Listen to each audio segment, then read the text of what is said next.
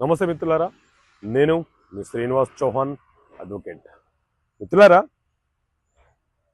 వివాహం చేసుకున్న తర్వాత భార్యకు తన భర్త మొదట ఒక మహిళను వివాహం చేసుకున్నాడు అని తెలిస్తే ఆమె విడాకుల కేసు ఫైల్ చేసుకోవచ్చా? సో మిత్రులారా, మన దేశంలో హిందూ మ్యారేజ్ యాక్ట్ 1955 అనే చట్టం అమల్లో ఉన్నది. ఈ చట్టం ప్రకారంగా మేజర్లైన ఇద్దరు ఇష్టపూర్వకంగా చేసుకునే వివాహాలు చెల్లుబాటు అవుతాయి.